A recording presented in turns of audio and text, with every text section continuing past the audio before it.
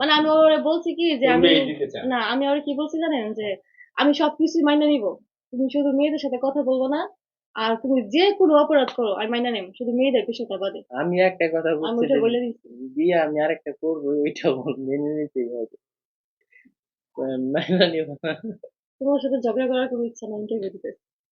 চারটা বিয়ে তো সুন্নত না, একটা বিয়ে ফরজ। করার আচ্ছা, অনুমতি দিচ্ছেন না চারটা কেন? বিয়ে আছে সুন্নত, হ্যাঁ, তো বউদেরকে তো মানে ভালোবাসতে হয়, আদর করতে হয়, অবশ্যই। বউয়ের কথা শুনতে হয়, বউদেরকে ঘুরাইতে হয়, যা যা ইচ্ছা স্বপ্ন পূরণ করতে হয়, আরো অনেক চাহিদা আছে। তো তার বউকে মানে সমান ওইগুলা ভাবে কি ওই দেখতে হয়। করছে?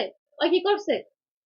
না, আসলে সবই করছি। তাহলে এখন বিষয় হচ্ছে কি, ওরে ওরে দেই নাই কি প্রশ্ন করেন? খালি হ্যাঁ, ঘুরতেই নেওয়া যাবে না ভাই, আমি সময় পাই না আমি। হ্যাঁ, ও আমার সবকিছুই দেয়, কারণ একটা হাজবেন্ড তো তুমি তো দায়িত্ব নিছো নাকি, যারা হুম, রিক্সা চালায় তারাও তো দেয়, চেষ্টা করে যে হ্যাঁ। আমার বউকে খুশি রাখবো।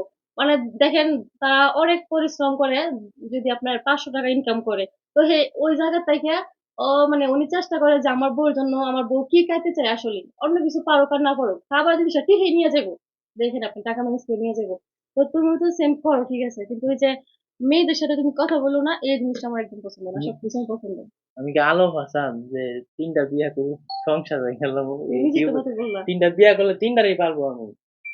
এই ক্ষমতা আমার আছে তো, নাকি কোন আপনারা? Permission দিয়ে দাও, তাহলে পারমিশন এলাও। তো তো জোর করে ওরে বিয়ে করবো আমার বসে নিয়ে। না তো, সবার সামনে বলো যে যাও তুমি পারলে করো, যে বউ পালতে পারো তাহলে করো, কিন্তু কারো জীবন নষ্ট করো না। আইসা যাই না, তিন বোন নিয়ে ভিডিও বানায় ইনকাম করা তো ঠিক না। কিন্তু ইমরান ভাই আচ্ছা, তখন কি আপনি করবেন? কি জুনিয়র সাকিবের বিষয়টা আমার উপর চাপাই দিবেন? না, না, এটা তো তো শহরে করা উচিত। বিষয় জুনিয়র হচ্ছে, সাকিবের ভিতরে নাই কিন্তু এটা। বিষয় হচ্ছে কিছু কিছু মেয়ে আলো আছে। মাসানও কিন্তু এই বিষয়টা নিয়ে ভয়ে আছিল। আচ্ছা, কিছু কিছু মেয়ে আছে যে হচ্ছে পুরুষের থেকেও তার সাহসটা বেশি।